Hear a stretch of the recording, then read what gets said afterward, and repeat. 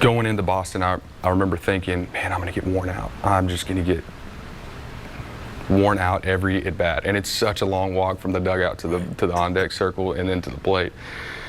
And I remember the day that I actually got my first hit. I had a terrible BP. I'm like, man, this is just, I thought I was close, and now I'm back to square one. I actually told our assistant hitting coach, Howie Clark, I was like, hey, man, I'm done. I'm going to go in there and get ready to get 4 hits. And he was like, yeah. You know, and like I was mad when I said it, but I meant it, you know.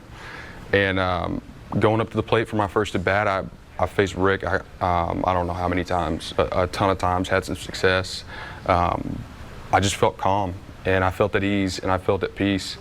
And it was really cool for me to hear the reaction from the crowd, but the thing that was the most special to me was to turn and look at the dugout. And I mean, my teammates are jumping over the rail, you know, high-fiving each other, and that to me meant so much because those guys were there through all of it. They had to sit through all the crap last year. Work also. Yeah, well, there's no doubt, and I don't think that was ever a question from my teammates, but I know it had to get old, having to constantly field questions about me, just kind of having that hanging over our head on top of everything that we were going through as a team during the season.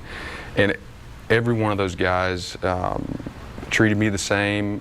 They handled themselves as professionals, and I can't tell you how much that meant to me to know that those guys were behind me. And to me, that was probably, out of everything that I feel like I learned or was trying to learn through that slump, that was probably the most important thing that sticks out to me, is the value of just a good friendship, a good teammate, being surrounded by a bunch of good people, man. It just, yeah, it made it that much more enjoyable.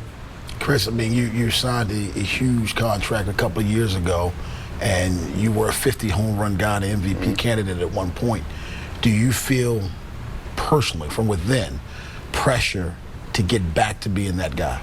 I did, and I definitely, I've always put a ton of pressure on myself. I think any successful athlete, any successful businessman or woman is going to put pressure on themselves. I mean, that's how you find out where your limits are. That's how you find out how far you can go. And I think it would be odd to hear about someone having the amount of success and not putting pressure on themselves. That's almost like it doesn't exist. But I didn't realize how much I let it affect me until about halfway through the year in 16.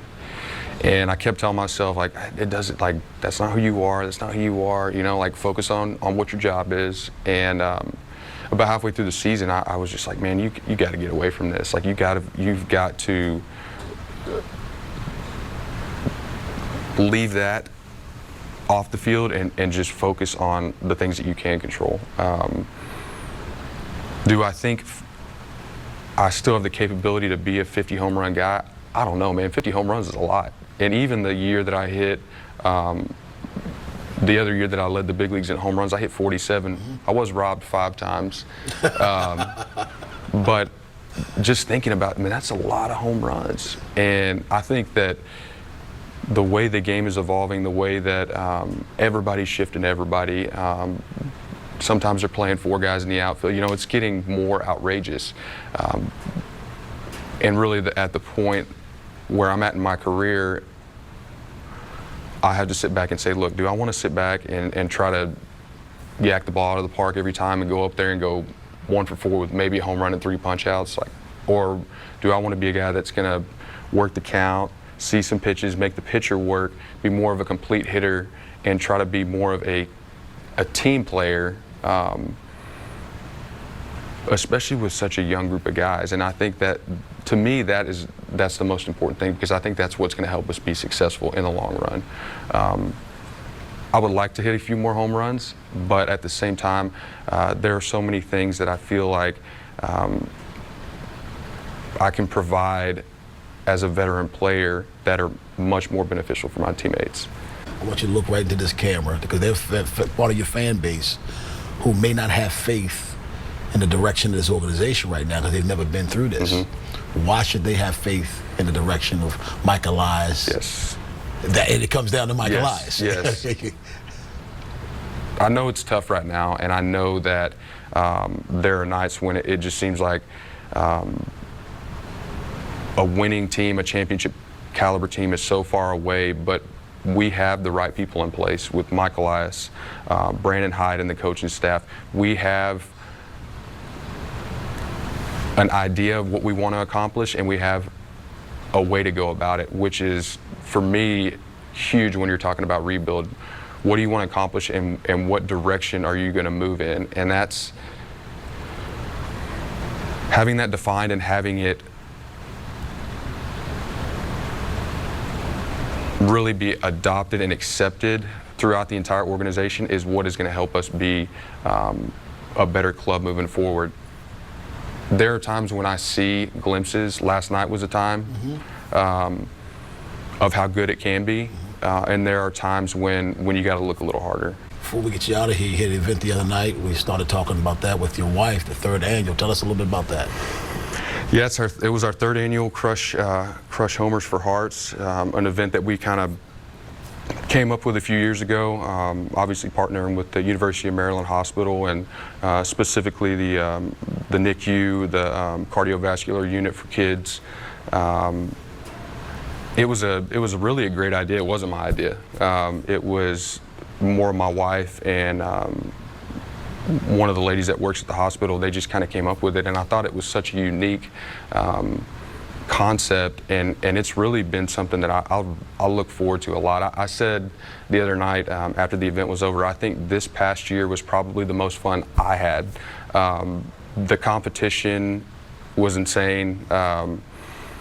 There was just, I don't know, it was different, and it's grown so much just in 3 years, and we're starting to see the same faces over and over. And for me, I like the home run derby, the adult portion, but my favorite part is the kids. You know, like you get these guys and girls running up here, and they're just so happy to be there and to be outside and to be playing around.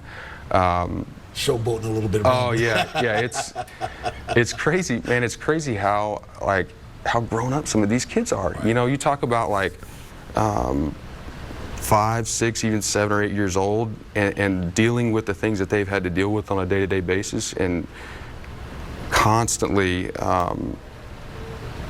having to be in the hospital or having to go see another doctor and they are just so happy, man. And it's like, it makes you think about what's really important, and it makes you realize that there's a lot of things to be thankful for. But I